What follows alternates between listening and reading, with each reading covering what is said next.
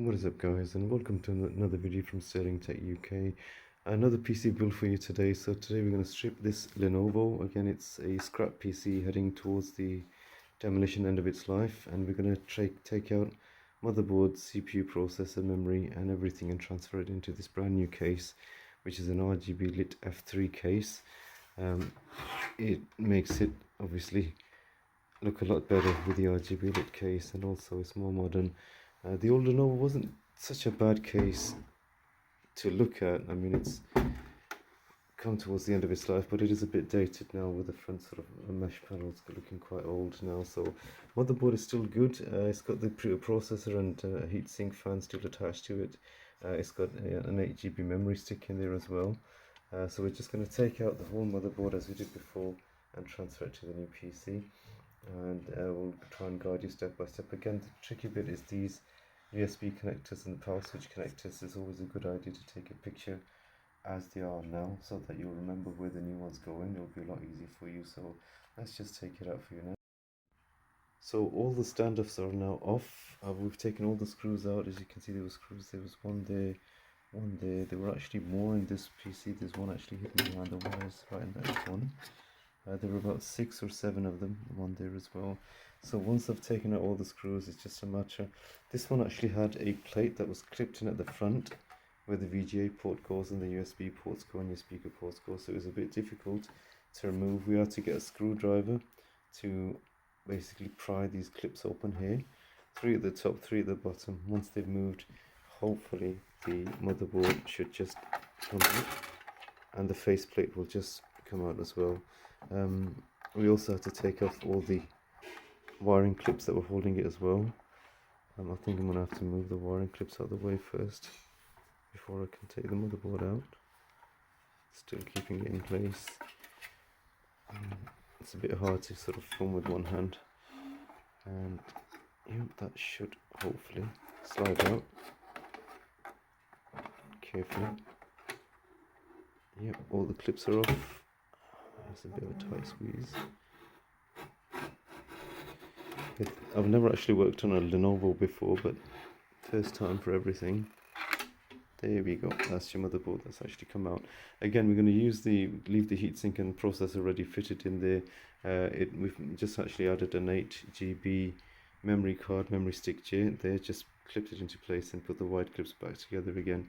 And I'm going to use the original standoffs. Original screws and original standoffs will go from here into the new case. It just makes life easier. Otherwise, if you struggle with new standoffs and old screws, it does actually cause it a lot of complications. So let's just get this fitted inside. So as you can see, this board is now completely empty. Just a few USB connectors left inside. We've taken out everything. Power supply came out from here and went into the new case, which is just at the top over here. It's a perfect fit. Just 1, 2, 3, 4 screws inside. We've already fastened the motherboard onto the chassis. It was a very easy fit because we used the original standoffs with the original screws, and they just needed to be screwed in. That's all that we needed to do. After that's done,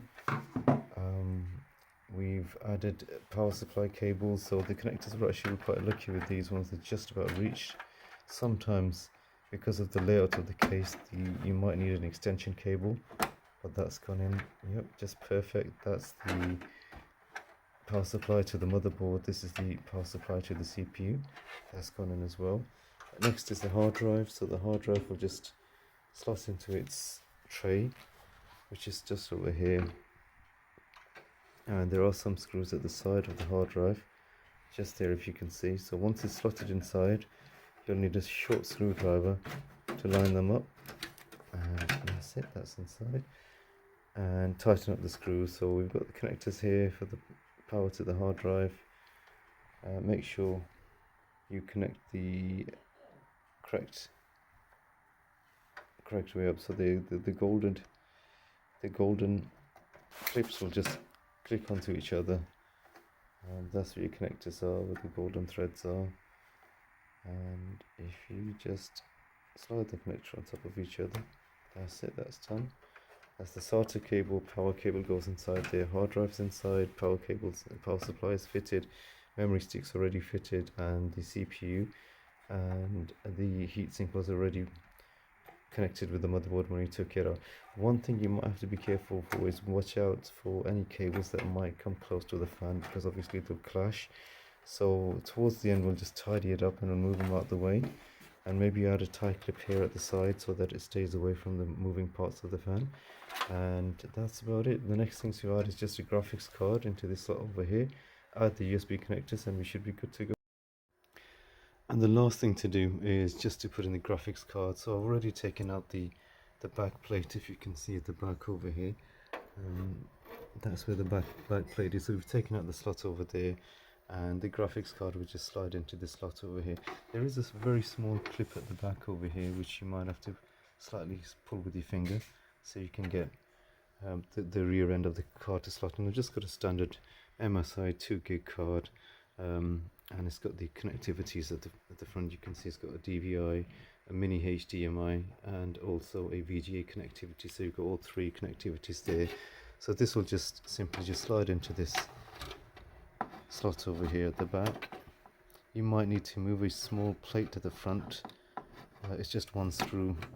It's like a protective cover at the back of the PC. Yep, that just slides into there. Yep, the protective screw is over here. If you take one of these screws off, and then you can remove the plate over there, that'll allow your graphics card to slot into place. And that's it, complete. So we've got the heatsink fan ready, we've got the hard drive slotted in already, power supply unit inside, motherboard's all secured with the original standoffs. Let's just give it a try, fire it up and see what it does. What we've also done is added 2 RGB strips. Yep, it's come on first time. It's very silent, looks quite smooth at the moment. Yeah, so we've added 2 RGB light strips over here. They're very cheap to buy, they're only about £4 from eBay. One at the front of the PC, one on the top of the PC, so you can see the lights coming through the other side as well. That's the front of the PC, sorry, that's the top, and the front's also going to be visible at the side over there. And because it was already a red LED fan that came with the PC, we just thought it'd just give it a nice touch to add 2 more LED strips. And there it is, the final PC is running very, very smoothly. Let's just give you an idea of its capability and performance. So just to give you a quick idea of its gaming capability, it is actually running quite smoothly. So we've just added a few final touches. We called it the Vader edition. So we added a nice wireless keyboard, and mouse from Rapu, and we ordered a custom-made mouse mat. It looks quite atmospheric. I think it goes with the red case as well, being a Vader edition. Just to give you a quick idea of its gameplay capability, we added 2 small speakers as well, just to put some sound in there. Again, they match the theme: red and black case, red and black speakers, red and black mouse mat, black keyboard and mouse as well. So let's just give you an idea of its gameplay. So I've got Halo Reach. I'm trying to play here for you with one hand. So I'll just fire off a few rounds for you.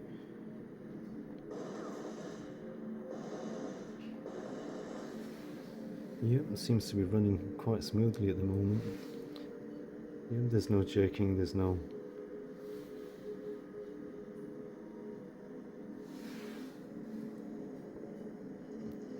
Yep, it seems to be quite smooth.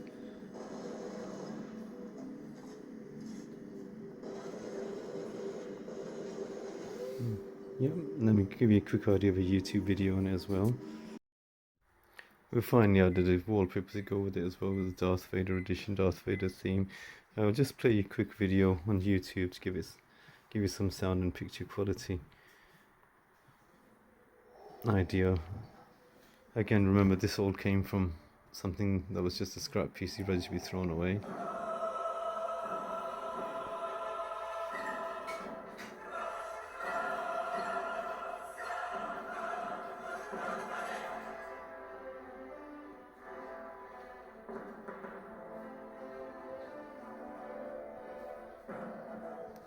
Speakers, even though they're quite tiny, they actually do sound quite decent. I think just adds a bit of quality to your picture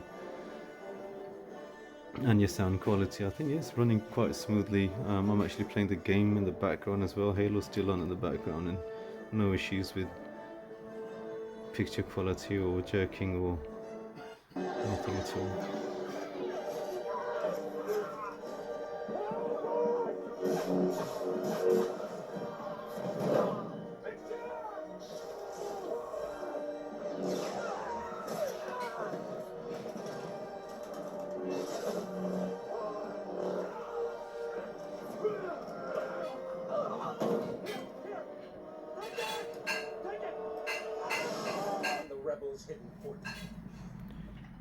So there it is, guys. That's the end result.